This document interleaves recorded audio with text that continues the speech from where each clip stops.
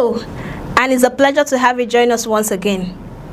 Former Kaduna State Governor Nasiri Ahmad El-Rufai is facing one of the biggest corruption trials of his political career after the Independent Corrupt Practices and Other Related Offences Commission formally arraigned him before the Federal High Court in Kaduna over an alleged 8.68 billion naira CCTV surveillance contract. The high-profile prosecution marks another major legal battle for the former governor, who is already facing a separate case involving allegations of illegally wiretapping the telephone of Nigeria's National Security Advisor, Noah Rabaju.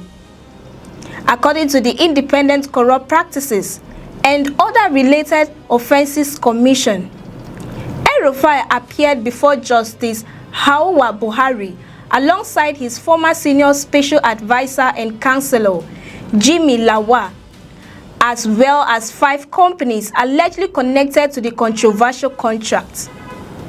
The Anti-Corruption Agency filed an amended 11-count charge bordering on alleged corruption, money laundering, and related financial offenses, also named in the case as Singularity Network Security Limited, Solar Life Nigeria Limited, Knowledge Investment Nigeria Limited, Intersecular in Nigeria Limited, and Noble Coast Resources Limited. The commission further alleged that Bashiri El-Rufai, identified as the former governor's elder brother, is currently at large and is also connected to one of the counts before the court. At the heart of the prosecution is a CCTV surveillance project awarded during El-Rufai's administration in Kaduna State. According to the ICPC, the former governor approved the award of a contract value at more than 8.68 billion naira for the procurement, survey planning, final design, and installation of a closed-circuit television surveillance system intended to improve security across Kaduna metropolis.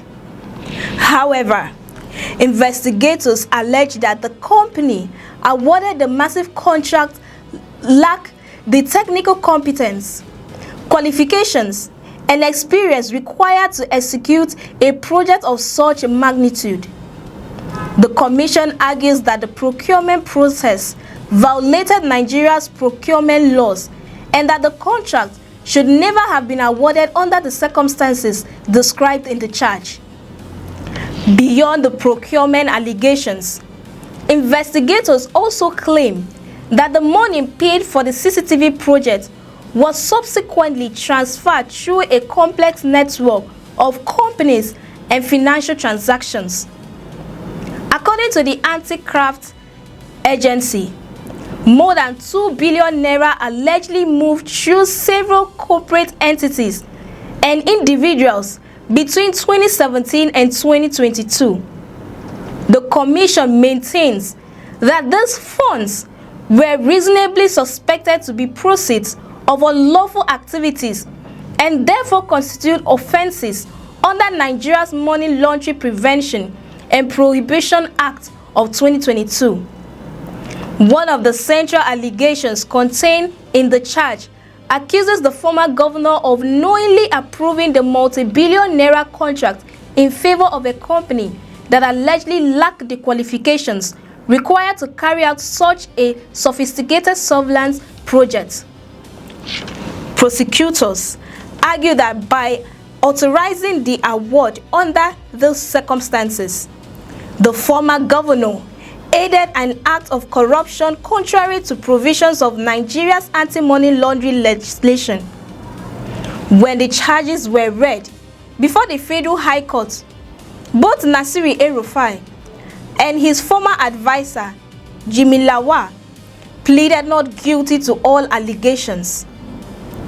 Their not guilty plea means prosecutors must now present documentary evidence, financial records, and witness testimony to convince the court beyond reasonable doubt that the alleged offenses occurred. The defense, on the other hand, is expected to challenge both the evidence and the legal foundation of the prosecution's case. Following the arraignment, Justice Hawa Buhari adjourned proceedings until July 1st to consider applications seeking bail for the defendants. The ruling on bail is expected to determine whether the accused persons will remain in custody or regain their freedom while the trial continues. The latest prosecution significantly raises legal pressure surrounding one of Nigeria's most prominent political figures. For years, El-Rufai remained one of the country's most influential governors, known for controversial reforms, sweeping civil service restructuring, and ambitious infrastructure projects during his administration in Kaduna State. Supporters have consistently described him as a reformer who introduced bold governance initiatives, while critics have repeatedly questioned aspects of his administration, including procurement decisions, financial management, and political style. The ICPC case now places many of those decisions under judicial scrutiny. The corruption trial also comes at a politically sensitive period as Nigeria's political landscape continues evolving ahead of the next general elections. Although the charges before the court are criminal in nature and not political, the proceedings are expected to attract nationwide attention because of El-Rufai's prominence in national politics and his continued influence within opposition circles. Meanwhile, the former governor is simultaneously facing another major legal battle. The Department of State Services is prosecuting him separately over allegations involving the alleged wiretapping of National Security Advisor Noah Rabadu's telephone.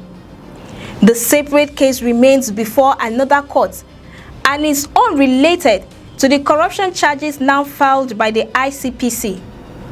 As both legal battles continue simultaneously, attention now shifts to the Federal High Court in Kaduna, where prosecutors will attempt to prove that billions of naira allocated for public security infrastructure were unlawfully awarded and subsequently laundered through corporate entities.